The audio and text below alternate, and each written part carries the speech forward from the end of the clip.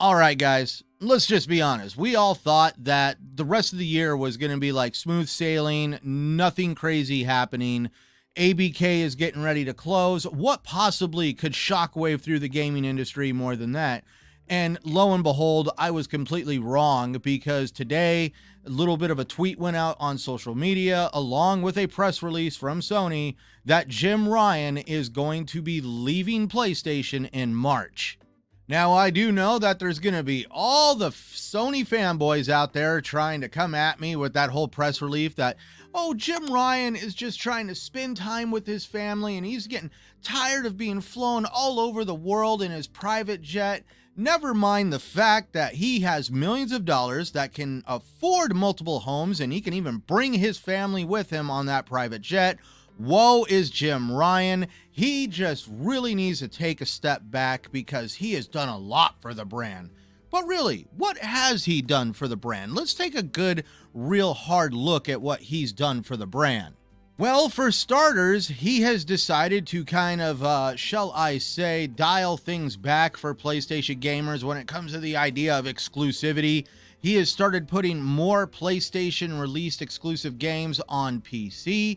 He has also decided to not compete with Xbox Game Pass and not giving fans of PlayStation a more economic, pro-consumer way of experiencing those titles by putting them in the PlayStation Plus streaming service. Oh, no. He's also come out with absolutely blockbuster ideas like the PlayStation Portal that everybody is clamoring not to get.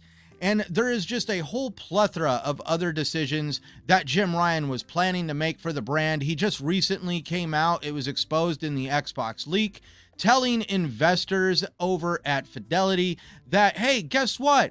We're going to go all in on games as a service. We need to maximize revenue, and we need to really take advantage of getting players to really put more money into the games we put out. And the only way to do that is through microtransactions, and microtransactions are an absolute great idea in the gaming industry today. Never mind the fact that the PlayStation brand has really made its mark in gaming, creating these really well done first person single player experiences that have a very narrative driven experience.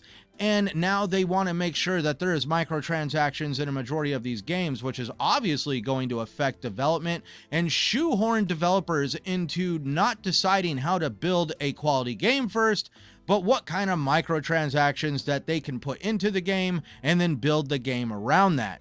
I am not against microtransactions. I do believe they have a place in the industry, but I do not believe that they deserve a spotlighted focus in every game that a publisher wants designed. I mean, just look at what Sony's offerings are going to be for a little while. I mean, we've got Spider-Man coming out in October, and it appears that's all we really kind of have coming from PlayStation when it comes to a first-party studio game. It looks like the majority of the other first-party studio games are all games as a service designed around some kind of a service idea to keep players engaged and spending money. That is what Jim Ryan wanted for these games, and that is what he had focused on a majority of these studios. I mean, let's just face it, Last of Us 2 did not even come out with Factions. Factions was supposed to come out already, and Destiny, the guys that made Destiny, Bungie, came in and looked at Factions and said, oh, no, this is not a live service game. This is just a multiplayer game that people are going to enjoy playing. No, you need to have more microtransactions and more of a service model because you need to generate revenue. Let's really talk about the big elephant in the room, though. The real reason that Sony is hiding the fact that Jim Ryan is retiring, and no, it's not because of his well-done work for the brand.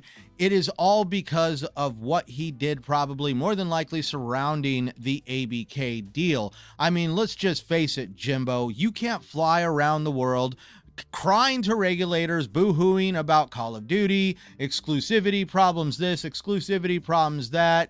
Microsoft is all of a sudden some big bad wolf because they have a bigger checkbook than us. We don't have the studios that can create a game like Call of Duty. We just really need Call of Duty. Wah. Please feel sorry for us and don't let the deal go through.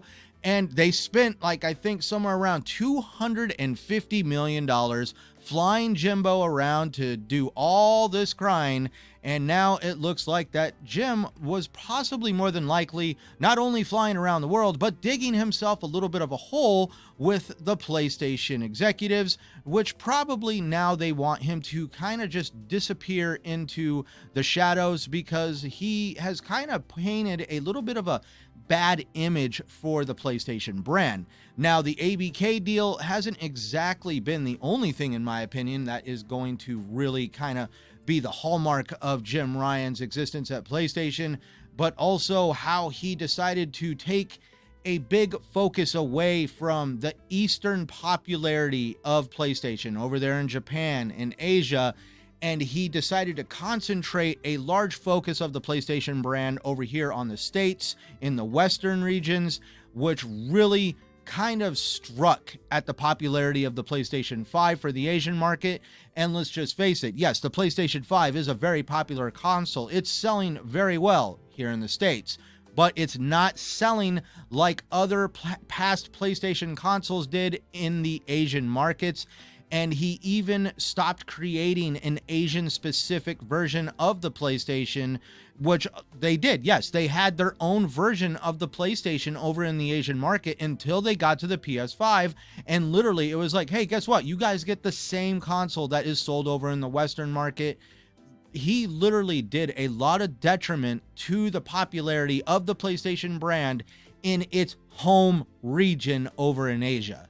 And that's entirely ironic, considering that Xbox just recently had the Tokyo Game Show, where we saw that Xbox, Phil Spencer, Sarah Bond, all of the people involved over there with the brand are extremely focused and determined to create a bigger foothold and presence over in the Asian market. And they have even started getting more Asian developers to flock to the Xbox ecosystem and start designing games for Xbox. So there's already a large amount of developers excited about creating games for Xbox. We got Hideo Kojima creating an online game for Xbox. And also just recently with Square Enix, we're starting to see Square Enix have a large amount of trouble with making money all of a sudden, because they can't seem to get out of the shadow of Final Fantasy, and they have been creating a large number of games exclusive to PlayStation, and still doing that has not made them a lot of money. So even the partnership between Square Enix and Sony has been a little strained because of some of the decisions that Jim Ryan has done. So probably more than likely, a lot of the Sony executives are wanting to bring back some of the focus and the popularity for the PlayStation back to the region of the Asian market, and they want to try to kind of undo some of the Western focus that Jim Ryan has seemed to fall in love with. But hey, can you blame Jim Ryan? He knows there's a lot of money over here, but just maybe the Sony executives are seeing that it's not always about the money. You do have to kind of cater to your fans a little bit. There will be those that are going to defend Jim Ryan and say he was the greatest thing to ever happen to the brand when he rode in on his magical unicorn and took over Sean Layden. But there is going to be those that say that it's great that he's gone, good riddance. But here's something to think about there, kids.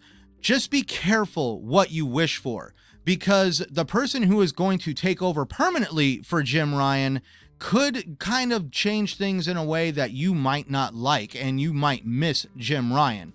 Yes, COO and CFO Hiroki Totoki is going to temporarily take over for Jim Ryan as of April 2024, but that leaves the door open for somebody to come in and radically change PlayStation even more for like what we've seen with what Jim Ryan has done. More games on PC, more games in the streaming service. Are they going to start adopting a lot of the same stuff as Xbox with Game Pass? Or could we see somebody who is going to want to shift some of that focus away from the Western regions here in the States back to the Eastern regions of the Asian market? And does that mean we're going to start seeing less titles like Spider-Man and Marvel's Wolverine taking place because they want to recapture the fan base that they lost when Jim Ryan decided to uberly focus way too much on the Western region, causing Xbox to get a bigger foothold in the Asian market? Time is only going to tell what happens with this whole instability that's going to take place possibly over at PlayStation. Will Xbox be able to kind of recapture even more of the spotlight during this time? And what is really going to ensue with PlayStation over the next 6-8 months? It's going to be a very entertaining time, so grab some popcorn and just let's watch what takes place. To keep up with it all, and if you like today's content, please like, subscribe down below. As always, leave me a comment. Tell me your thoughts. Are you excited for Jim to be gone? Are you worried about it? What is your exact feelings on Jim Ryan leaving PlayStation? And as always, I please remind you to check out the end card on this video, watch my latest video, explore my channel. There's tons of content there for you to like and enjoy. And as always, just remember, no matter what anybody says, including people like me, just play the games you love on the platform you prefer, no matter what anybody says. I am Centurion 1307, and thank you for watching.